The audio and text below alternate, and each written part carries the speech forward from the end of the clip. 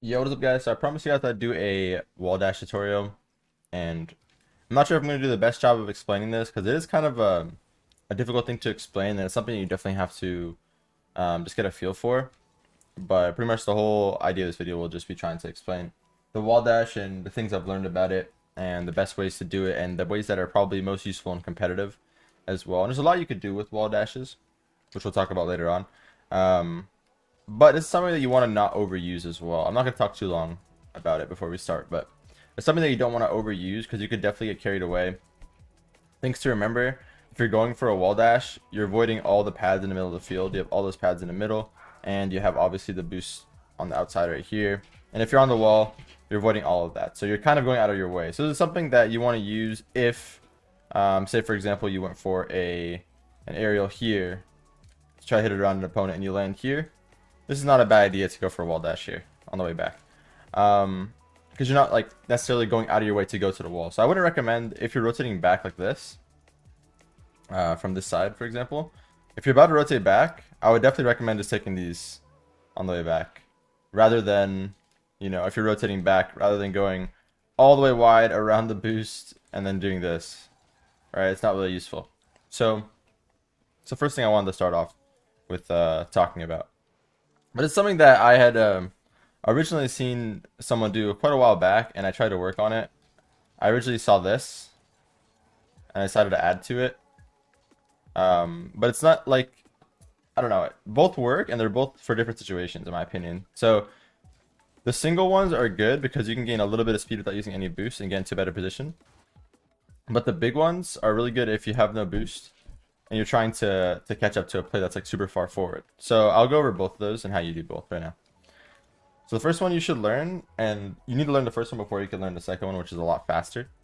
And this one's good too because you can use it as a fake. You can even like, so like if the ball is like right here, for example, just floating, you can like swing into it like you're gonna jump, and it makes a jump noise. They might get panicked from that, and they might actually make a mistake off of it, and you're still on the ground, well, the wall, which I'd count as another form of the ground in this game. But yeah, there's a lot of good things to it.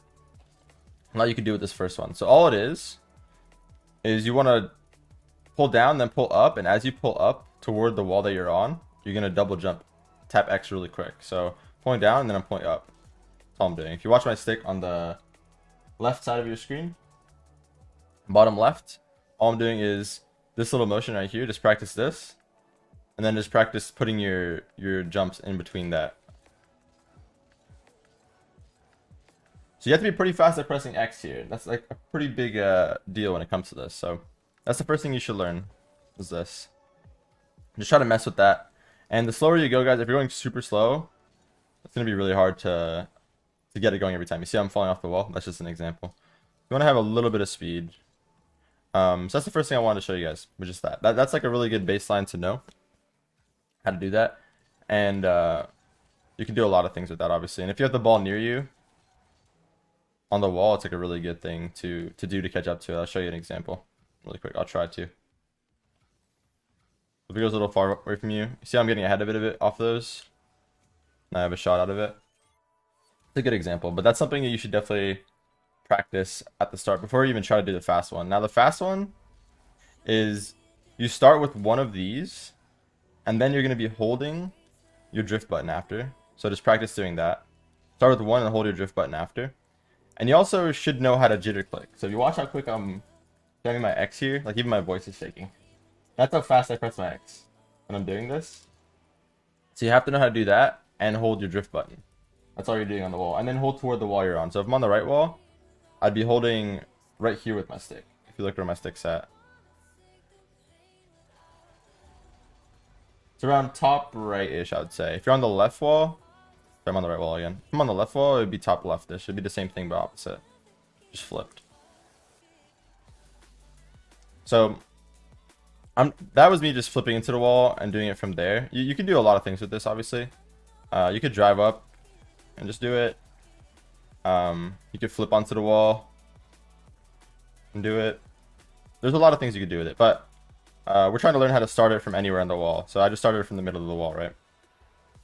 So I start with doing one of the ones that you learned at the start, and then I hold my drift button after.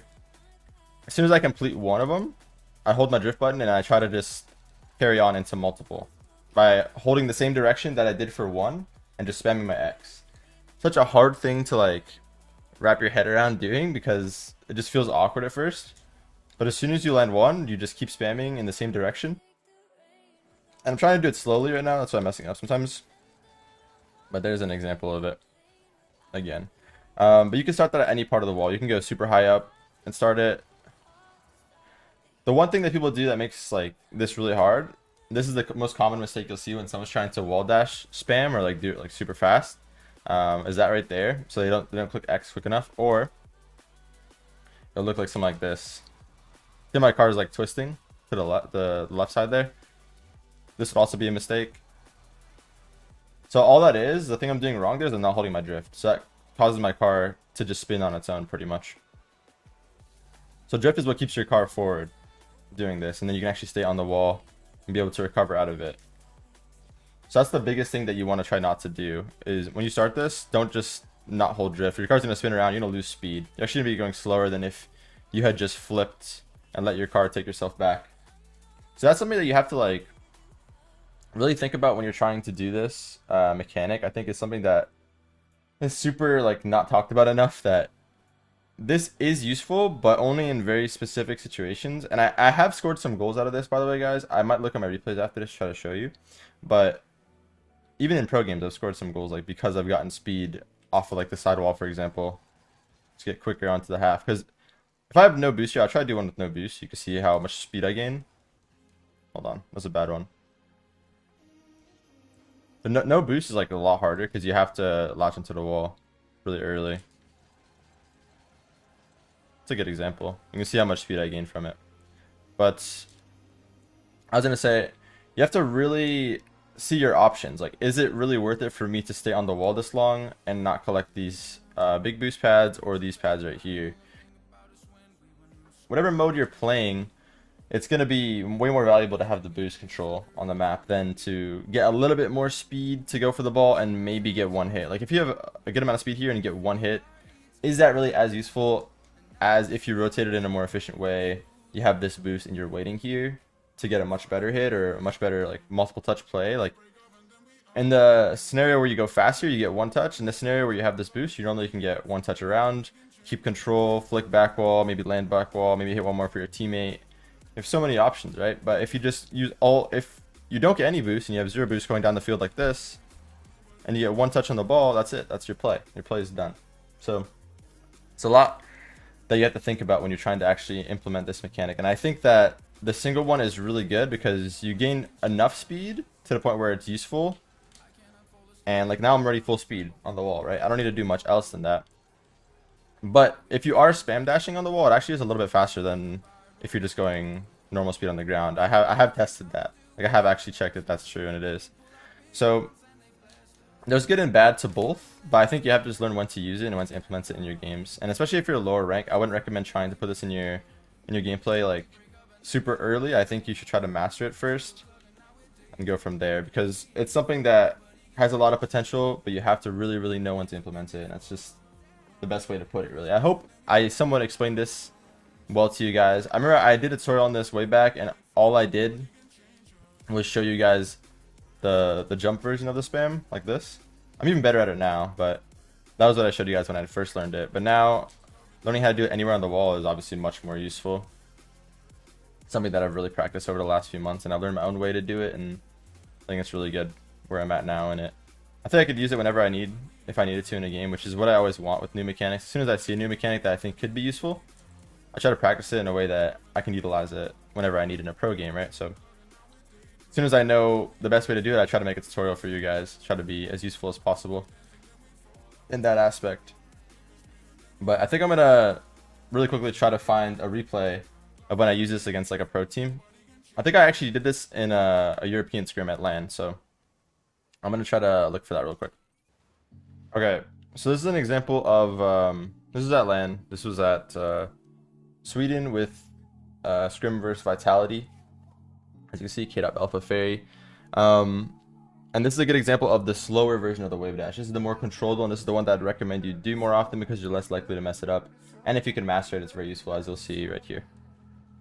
I land on the wall here. I see Justin's about to get a good clear, so I turn to the wall instantly. And this wouldn't make sense for me to turn to the ground and take all these pads and like get out of position, right? So immediately I turn to the wall and I stay on it, and you see me doing the individual dashes. I drive into it, I hit it one more time around the last opponent, and I bump him as well. That's a free goal for Garrett. You look at Garrett's POV here. What it looks like. It's 1, 2, 3, 4, 5, 6, 7. Nice touches around the opponent. There we go. Very nice. Good example of that. And maybe you'll even see one of their perspectives here. Maybe Fairy. What I look like. So I'm gaining a lot of speed on that. I'm actually not wasting any boost. I got by both of them super easily because I had that extra little bit of speed. Try to find one more replay example. Alright, so this is another example. And this is actually, again, the slower one, but it's just fast enough to the point where it's useful. This is a good example of why this first one that I taught you guys is like super useful, because if you do it fast enough, like you could still gain enough speed to the point where it's almost like you're spamming it, but you're not, and it's super consistent too. So you look at I think it's Yen's POV here. Just watch me on the wall. How fast it looks like I'm coming downfield. And you can't even see me coming. We won the game off of that. So yeah, that's just two really good examples of, you know, wall dashes in pro games and how it can be useful. That's not even me spam dashing. I have some spam dash examples, but I don't think I've scored many off of it. This is actually when I was playing ranked, and Musty was like right behind me, and I did this, and he was like freaking out. I'll find it. It's right here. He was literally sitting right behind me, and he was like, "What the hell is that?" This is a flip into a wall dash. But that's just a good example of how I'd use it to get back, and it looks pretty insane. Yeah, and we get the save out of it. But yeah, that's all I wanted to show you guys for today. Hope you guys enjoyed the video. Hope you guys liked those examples that I showed you. I just literally looked really quickly at my replays. I didn't have those pre-saved for this video. It's just an idea. I can go back and show you guys. But yeah, I've actually scored a lot of goals off of wall dashing and stuff. A lot of stuff I haven't even saved. That was just stuff from pro scrims. Those are the first times I actually use it to score in game. That's why I saved it. But yeah, there's a lot of different ways you can utilize it. There's a lot of good fakes you can do on the wall with it. A lot of good stuff in general. Hope you guys enjoyed. Have yourself a wonderful day or night. Whatever time it is when you guys are watching this, like, comment, and subscribe. And I'll see you guys all in the next one. I love y'all. Peace.